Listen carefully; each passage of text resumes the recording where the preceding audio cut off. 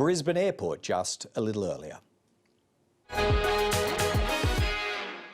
Well, Brendan O'Connor, welcome to Afternoon Briefing. Since news first reached us publicly of this laser attack by Chinese ships, Labor was quick to condemn it and also, I think, to seek additional information from the Australian Defence Department. Has that actually been forthcoming yet? No, but we expect it to be soon. I wrote to the Defence Minister asking for the Defence Department and the ADF to brief the Shadow Foreign Minister and I on this incident. It's deeply disturbing that could occur, and we'd like to know the details around this disturbing incident, and we'd also like to know the extent and nature of these acts and whether in fact they've been happening but not disclosed in recent years. We don't need to put a whole lot of store in what the Global Times or Chinese media might say, but I did see a report in which they tried to characterise the Australian flying over the Arafura Sea as unsafe, provocative, close-in reconnaissance work that, in their words, demanded some sort of defensive countermeasures. I mean, would that be the sort of detail that you'd want from Defence, just to satisfy yourself that there wasn't something provocative? Not suggesting there was, but this is what the Chinese media are saying. Well, I certainly would take the word of the ADF before that newspaper, but it is important for us to be briefed in terms of the exact location of the surveillance craft, that is the Australian surveillance craft, and indeed what would seem to be highly irresponsible actions taken by the PLA naval vessel. Sure. But we're obviously we're keen to hear from the ADF and Defence Department the details, but it is of concern to us, and we will work with the government to do whatever we can to make it very clear to the Chinese government that it is utterly unacceptable. All right, well, that was my question. Once apprised of the facts, what is the message that you say should be conveyed and how to Beijing? Well, certainly from the beginning, we've argued that we need to do everything we can to maintain peace and stability in the region. We've made clear and understand the government when it says there's been some material change to the conduct of the Chinese government within the region, and we need to be forthright and clear that it is unacceptable for such aggression or such efforts by the PLA, in this case, a Chinese vessel, to act in such a manner. We call on the Chinese government to work within the confines of international law.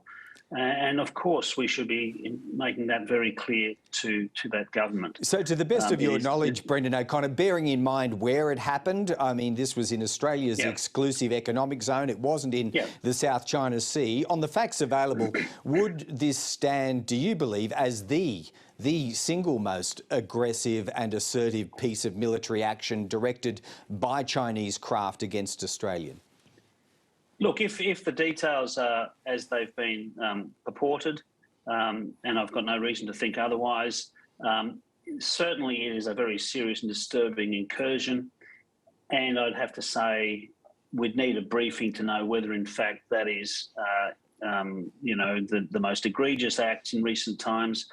And that's why we need the briefing to know whether, in fact, there were comparable acts by the Chinese government. So it's important that we're fully briefed, but I can just say, on the basis of what's been provided publicly by the Australian Defence Force, we utterly condemn the actions and we would want to see a cessation of that conduct. Understood. And look, it's one thing to write letters and formally communicate, which I think the government has done.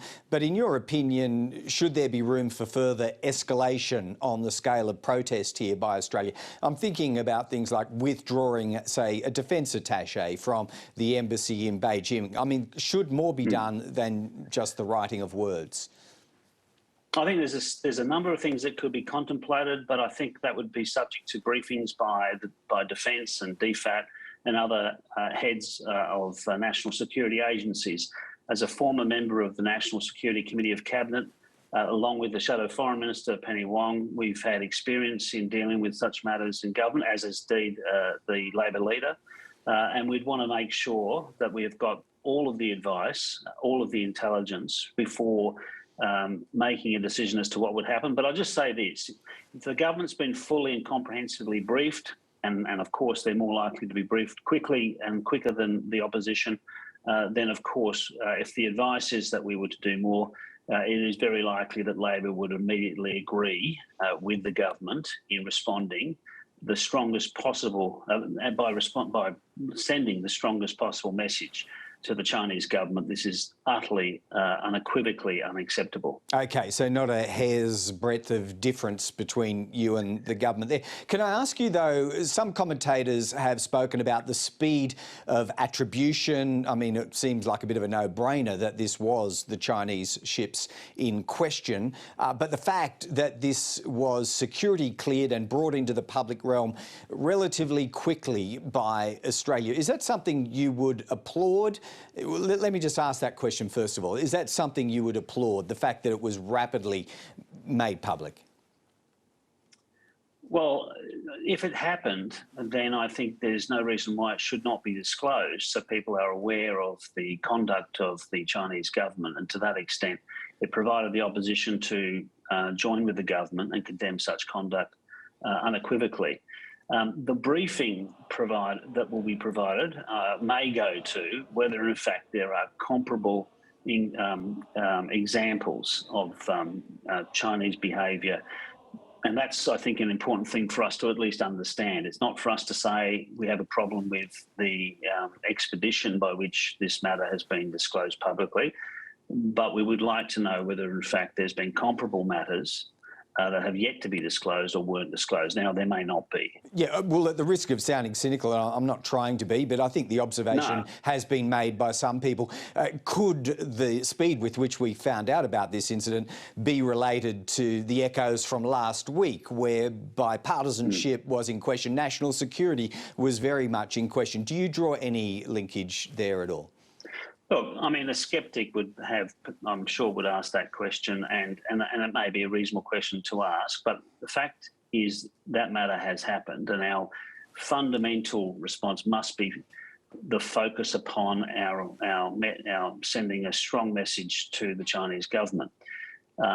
However, of course, the incident itself also really does underline how important it is that we take a bipartisan approach to national security, and it does, I think, reflect poorly on the government, who has traduced national security and bipartisanship in the last 2 weeks in a desperate act for political purposes. Might the Chinese have sought to, in one scenario, take advantage of this debate that was permeating in Australia to do as it did late last week? Look, I think that's a reasonable form of speculation. I'd like to be advised and briefed on these matters. But my point is, and the point of, more importantly perhaps, the point of the eminent, long-serving, independent national security heads of agencies and former heads of agencies, Greg, has been that we need to stand as one as a nation, and any efforts to artificially distinguish between the two major parties on such matters only undermines the national security of Australia. And this incident reminds us all that we are not in a position to be quarrelling over confected assertions, as has happened because of the conduct of Scott Morrison and Peter Dutton in recent weeks. That should stop. And this is a reminder that we are not in a position to play games with national security. All right, well, that much you have made clear. Brendan O'Connor, thanks for offering your analysis on this today. Thanks very much, Greg. Appreciate the time.